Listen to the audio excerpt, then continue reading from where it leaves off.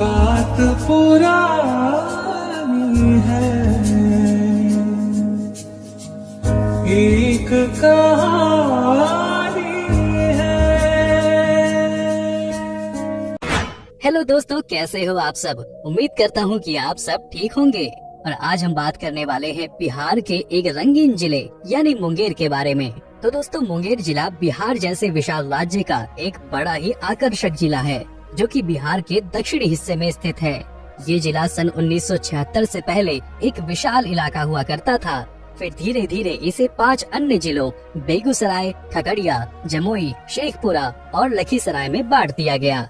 आज मुंगेर जिला बिहार की राजधानी पटना से तकरीबन 175 किलोमीटर की दूरी पर स्थित है, जिसका कुल भौगोलिक क्षेत्रफल 1419 वर्ग किलोमीटर में फैला हुआ है। इसका उत्तरी किनारा खगड़िया से मिलता है, तो इसके पूर्व में भागलपुर जिला उपस्थित है। इसके अलावा इसके पश्चिम और उत्तर में बेगूसराय पड़ता है। वहीं दोस्तों, अगर आपको बिहार की सड़कों पर चलते हुए ज्यादातर BR 8 नंबर प्लेट वाली गाड़ियां दिख जाएं, तो आप समझ लीजिएगा कि आप मुंगेर की पावन धरती पर कदम रख चुके हैं। दोस्तों, आज का ये मुंगेर जिला गंगा नदी के किनारे पर बसा हुआ है और कहा जाता है कि इस प्राचीन शहर की स्थापना ऋषि मुनि मुक्तल ने की थी।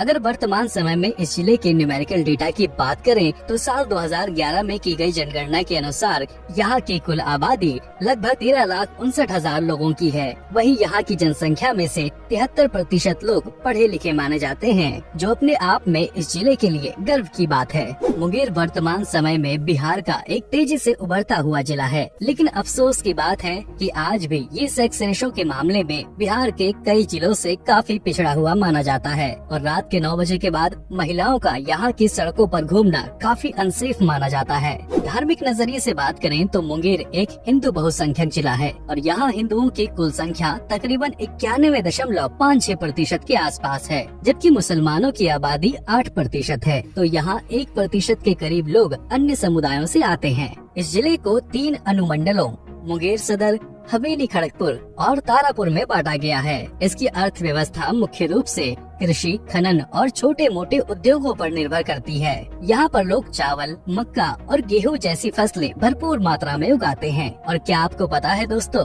कि यहाँ के जमालपुर में भारतीय रेलवे की सबसे बड़ी और पुरानी कार्यशाला संचालित ऑफिस मौजूद है, जिसकी स्थापना सन 1862 में अंग्रेजों ने की थी। इसके अलावा मुंगेर में गन फैक्ट्री, सिगरेट फैक्ट्री और ITC मिल्क डेयरी जैसी कुछ जानी मानी इंडस्ट्रीज हैं, जो यहाँ के लोगों को रोजगार प्रदान करती हैं। मुंगेर का ट्रांसपोर्ट इंफ्रास्ट्रक्चर, अगर बात की जाए यहाँ की ट्रांसपोर्ट व्यवस्था की, तो ये जिला सड़क मार्ग और रेल मार्ग से अच्छी तरह से जुड़ा हुआ है। यहाँ का निकटतम हवाई अड्डा पटना का जयप्रकाश नारायण इंटरनेशनल एयरपोर्ट है तथा इस जिले का निकटतम रेलवे स्टेशन जमालपुर जंक्शन है, जो कि ईस्ट सेंट्रल रेलवे जोन के अंतर्गत आता है। ये railway station Sahibganj loop Kamalpur Jamalpur line पर स्थित है। तो आइए दोस्तों, अब आखिर में जान लेते हैं मुंगेर जिले में घूमने फिरने योग्य कुछ प्रसिद्ध स्थानों के बारे में। तो हमारी इस लिस्ट में पहले स्थान पर है यहाँ का मन पत्थर सीताचरण मंदिर। अगर आपको मुंगेर में धार्मिक स्थलों पर जाना है तो आपके लिए मन पत्थर सीताचरण मंदिर एक अच्छा विकल्प हो सकता है। ये मुंगेर के जिला मुख्यालय से करीब 3 किलोमीटर की दूरी पर नदी के किनारे स्थापित है।